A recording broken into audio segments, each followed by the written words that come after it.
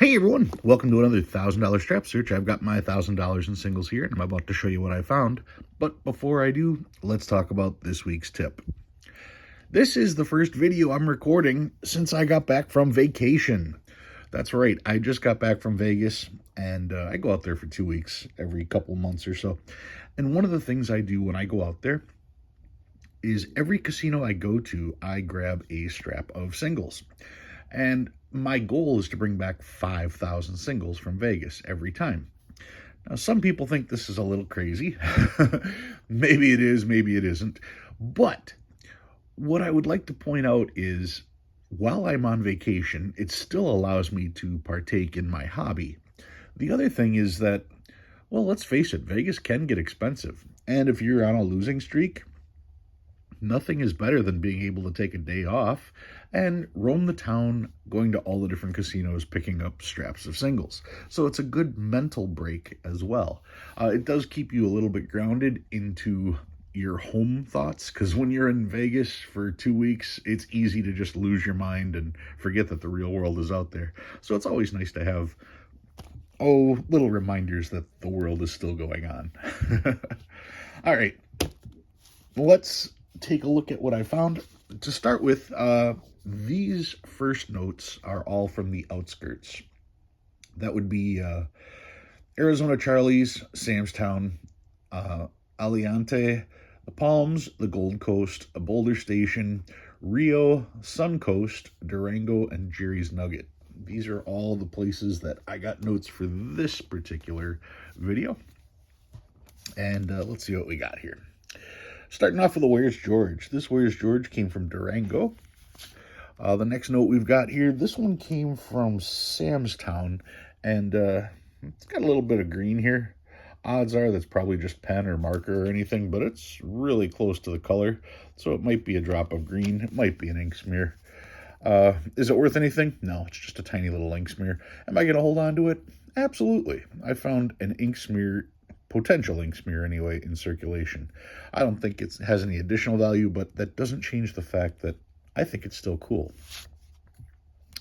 Speaking of ink smears, look at that 8. You can see a little bit of white in there, especially when you zoom in real close. I can't zoom in too close, but there's definitely some white there, so it's not a completely filled 8. But still, a partially filled 8 like that is a pretty impressive find in and of itself, so that is also going into the keeper pile. Found an alternator. This one is 0 as the alternator, 40506030.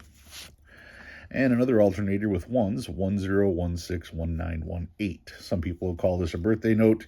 If your birthday is October 16th, 1918, congratulations for being 106 years old. What else do we got? Found some trinaries. Now, you guys know that I collect trinaries for fun. I collect trinaries to try to match serial numbers. I do not collect trinaries because I think they're worth anything. They are not. Me saving trinaries was simply me being able to save a particular type of note that was easily identifiable so that I could try to find notes with the same serial number. And I've done that. If anybody tries to tell you that trinaries are worth anything, I would simply unsubscribe from their channel. You don't need that kind of misinformation in your life. So here's a trinary, 2s, 3s, and 5s. And for those of you who don't know, when I say trinary, you're talking about all these digits here only being made up of 3 different digits. This is 2s, 3s, and 5s. So no additional value at all. Don't fall for it. This is 0s, 4s, and 8s, 1s, 2s, and 6s, 2s, 6s, and 8s, 0s, 3s, and 9s, 0s, 4s, and 9s, 2s, 4s, and 8s, 6s, no, this is now quads. This is, before I jump into the quads, let me just state, those were all the trinaries that I found in 1,000 notes. That's not rare. When you think of notes that are worth money, you're talking about radars, you're talking about repeaters. Those you'll find maybe 1 in every 10,000 notes, and even those are only worth $20. So if I found that many in 1,000, no, it's not rare. Just go to the bank, grab a strap, you'll probably find one. All right, so here's quads, and I do the same thing with quads as I do with trinaries. I save all my quads hoping to match numbers, and I've done that as well. There are no additional value for quads. Anybody who says there's additional value on quads, they're trying to make it so that it's easy to find stuff worth money. They aren't worth anything. The proof of quads not being worth anything. The best possible scenario would be if you had 0000 for your quads, because some people would call that a low number. Yet I've already done things showing that a low number serial number has to have 5 zeros before it's worth anything. So even your best case scenario, 0000, is still not worth anything. So if that's the case, how is 5555 worth something? It's not. So once again, if you have people making videos that show up in your feed saying quads are worth $1 million, yeah, just unsubscribe. Don't give them the time of day. Anyway, there's quad 5s, quad 6s, quad 8s, quad 9s. Is that quad 9s? 1, 2, 3, 4. Yep. And then some stars. 2021 star note. Always check your stars, see if they're filled. There's a lot of misconceptions going on about star notes being worth a ton of money. Let's remember that 2021 is probably the last year that they're going to be making stars. The thing is that there are already hundreds of millions, if not billions, of star notes out there. So it's not hard to run across star notes. Now, in the future, it will be tougher, but there is no rarity. That's the thing. I have a box that's got 1,000 stars in it. Are you going to tell me that since they're not printing stars anymore, stars are now worth $10 a piece? Fine, give me $10,000 for my stars. See, that just doesn't make sense. Now, maybe the best way to look at stars is like web notes. Web notes from 1988A, 1993, and 1995. Those were short printed, and people knew about that, so they saved them, just like they save stars. And here it is, well, from 1988. We're now in 2024, soon to be 2025. You're talking 30 plus years, and web notes average about $15 a piece. Now, yeah, there's some that are worth a lot more than that, but on average, a regular web note's about $15. So maybe in 30 years, stars might be worth $10. Maybe. Tomorrow, no, stars are not worth anything then. Even if you've got the rarer stars, what are they going to be, a couple bucks? You know, you're not going to retire on them, and the fact that they are short print runs means they are that much harder to find. So anyway, here are the stars I found, and once again, just to show you how many I find. 2021, here's a 2017A, and of course, check to make sure they're not filled, because that would be an error. 2013B star note, one of the repeated star notes. They accidentally duplicated the print process. Those notes would be 250,000 or less, or any note that is 032 to 096. So this is in the duplicate range, and these sell for about $20. Another 2017 star note, 2013 star note. Now I want to double check that B. Yeah, that's right, 2013B, that's right. Here's a 2013, and the older notes I found, 2003A, 2003A, let's see, what do we got here, 2003A, 2003A, 2003, 2003, 2003, 2003, 2003, 1995, not a web note. 1995, also not a web note. Another 95, still not a web note. I say that you can look right here. If you see a letter and then a plate number, it's not a web note. Or if you look right over here, if there's anything, see this H2?